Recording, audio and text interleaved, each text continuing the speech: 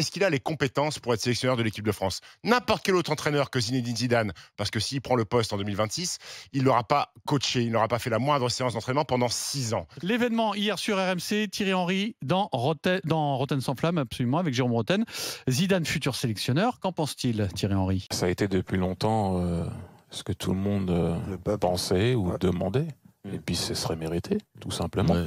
Voilà. Tout simplement, Vincent. Bisous en bleu, c'est fait.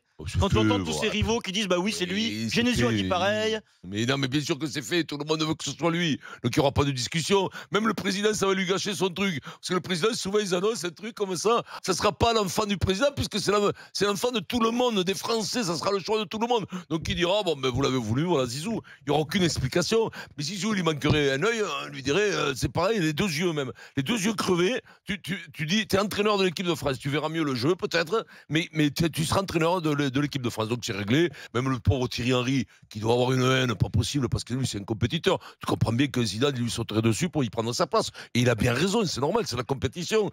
Et bien même lui, mais il a abdiqué, il a dit bon ben voilà, là on peut pas lutter, qu'est-ce que je te dise. Thierry Henry, il est obligé de dire ça. Médiatiquement, il ne peut pas. Il le chuchote, hein. Voilà, il ne peut pas clamer son envie d'être sélectionneur parce qu'il sait que Zidane, c'est l'élu du peuple.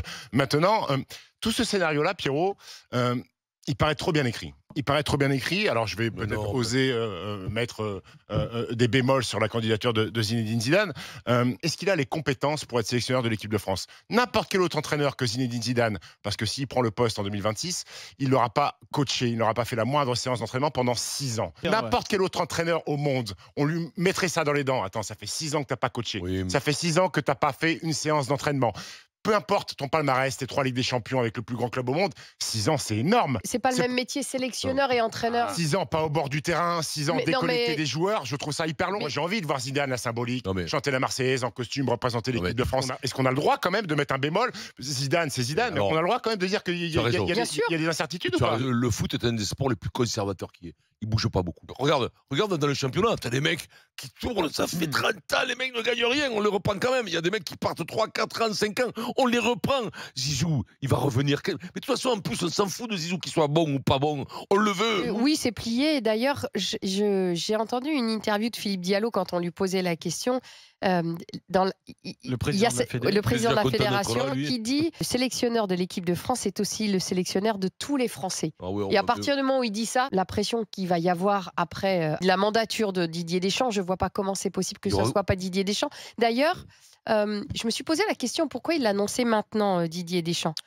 Et parce qu'il sait que de toute manière il y a Zizou qui pousse depuis des années. Je pense qu'il le dit maintenant pour pas que Zizou prenne non plus un club. Moi j'ai le sentiment que ça pose les bases en disant mais Zidane va pas prendre de club dans cet intervalle. Mais Deschamps peut devenir un jour président à la place de Diallo. C'est-à-dire qu'il va faire campagne contre Diallo, il va passer Deschamps. Je précise, hein, c'est un fantasme pur. Oui. Jusqu'ici, lui, il n'en a jamais parlé. Et il n'y a jamais un média qui n'a sorti la moindre information à ce sujet. Hein. Être président d'une fédé de foot, c'est 10 fois plus de problèmes au quotidien qu'aujourd'hui, en tant que sélectionneur. 10 fois plus. Surtout quand tu t'appelles Deschamps. Sur RMC, il y a Jean-Michel Larquet qui a été une voix dissonante. Il connaît un peu le foot, capitaine Larquet quand même.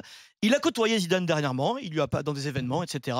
Et il donne un ressenti. C'est pas une information, mais Jean-Michel disait dans Rotten sans flamme, moi j'ai la sensation qu'il n'en a plus vraiment envie. Jean-Michel avait 2 arguments. Il dit déjà, il a changé de vie depuis un moment, donc il n'a plus forcément envie de se remettre dans cette machine à laver. Je suis pas sûr qu'il soit très connecté. La génération, il n'a aucune garantie. 3e argument de Jean-Michel Larquet, très important, il sait quoi qu'il arrive, ils sont très fiers, hein. Ils sont orgueilleux ces personnages. Assassiné si ça marche pas. Systématiquement comparé à la moindre compétition avec le bilan de Deschamps. J'ai envie de te dire pourquoi il a déclaré là. Je lui donne le bébé. Déjà qu'il commence à prendre la pression. Un an et demi avant, il va déjà prendre un peu la pression et on va voir à la sortie s'il fera mieux que moi. La vérité, c'est que Zidane, on ne l'a jamais entendu de sa bouche depuis combien de temps où il a encore affirmé que l'équipe de France était un de ses objectifs.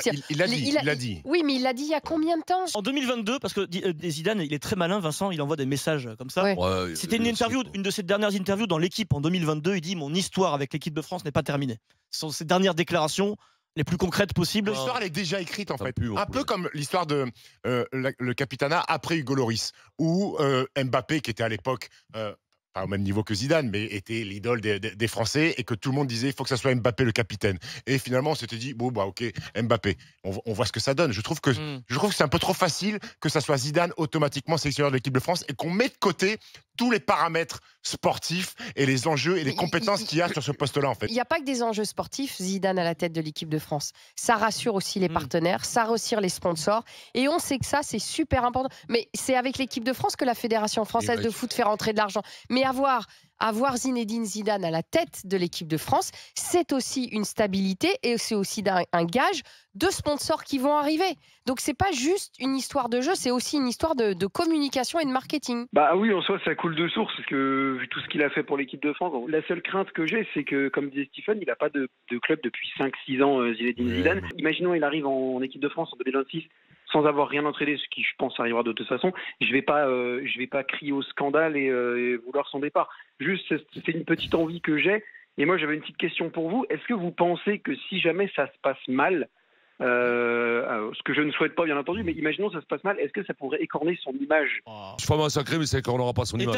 On aura le souvenir du joueur incroyable. Est-ce que le coup de tête de Zidane a écorné son image?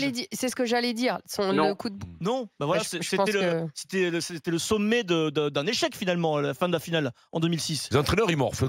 Regarde Maradona quand il est venu, les mecs le prenaient pour un pochetron pour tout le monde, alors que, bon, c'est vrai, c'était un pochetron. Maradona, c'était, je sais pas si ça n'a pas été plus que Zidane. Ça a été un dieu, parce qu'en plus, il y avait une communion avec un peuple qui est quand même beaucoup plus chaud que nous sur le plan du foot, avec toute l'Amérique du Sud, qui est quand même c'est des mecs bouillants, puis surtout à l'époque, ils avaient que ça, que le foot à l'Amérique du Sud.